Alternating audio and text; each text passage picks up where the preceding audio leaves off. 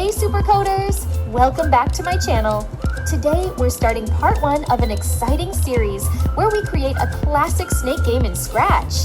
Let's get coding!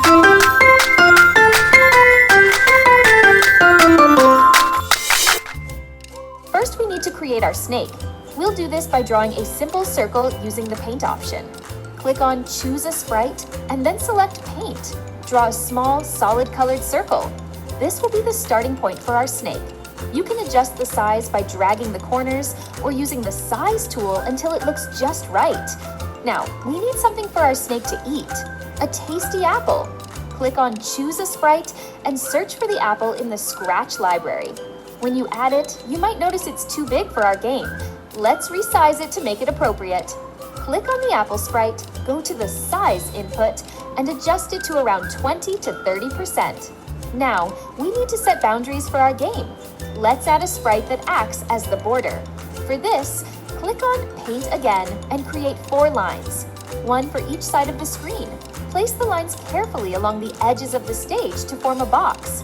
This will act as the border, and we'll code it later so that when the snake touches any part of the border, the game ends.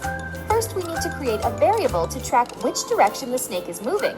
Head over to the Variables category on the left side and click Make a Variable. Name it Direction and click OK. Now let's write the code that runs when we start the game. Drag the When Green Flag Clicked block from the Events category onto the workspace.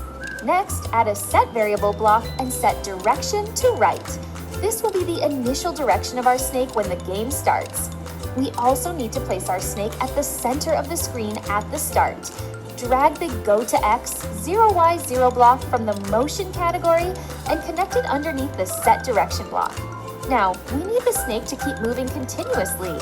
Use a Forever loop from the Control category and place it under the Go to block. Inside the Forever loop, we need to check which direction the snake is going and move accordingly. Let's start with the If block. Drag an If block inside the loop. Add a condition to check if the direction is up. For that, go to Operators and use an equals block. Put direction on one side and type up on the other. Inside this if block, place a change y by 5 block. This will move the snake upward when direction is up. Repeat this step for down, right, and left directions. For down, use change y by -5. For right, use change x by 5. And for left, use change x by -5. Great work! Now click the green flag to test it out. Watch as the snake moves in the set direction.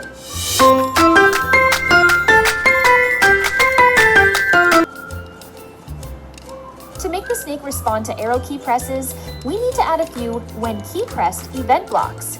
Head over to the Events category and drag out 4 When Key Pressed blocks. Let's start with the up arrow key. Click the drop-down in the first When Key Pressed block and select Up Arrow. Now go to the Variables category and drag a Set Variable block underneath the When Up Arrow Pressed block. Set Direction to Up. Next, let's code for the Down Arrow key. Select Down Arrow in the second event block. Drag another Set Variable block underneath and set Direction to Down. Now we'll code for the Right Arrow. Select Right Arrow in the third event block and set Direction to Right. Finally, let's code the Left Arrow key.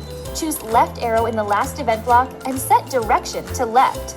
Great! Now let's test our code to make sure the snake changes direction when we press the arrow keys. Whoa! Wow! First, we need to create a new variable that will help control the length of our snake. Go to the Variables category and click Make a Variable. Name it Length and click OK. Now, let's code the behavior for each segment of the snake when it is cloned. Head over to the Control category and drag out the When I Start as a Clone block. Next, we need the clone segment to wait before disappearing. Go to the Control category and drag out a Wait a Seconds block. Place it underneath the When I Start as a Clone block. Instead of a fixed number, we want the wait time to depend on the length of the snake. So drag the length variable from the Variables category and drop it into the wait block. Finally, we need to delete the clone after it waits. Drag the Delete This Clone block from the Control category and place it under the wait block.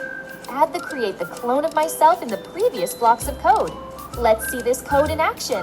As the snake moves, it will create and delete clones, giving the appearance of a moving and growing snake. We need the apple to appear in a random position when the game starts. Go to the Events category and drag out the When Green Flag Clicked block.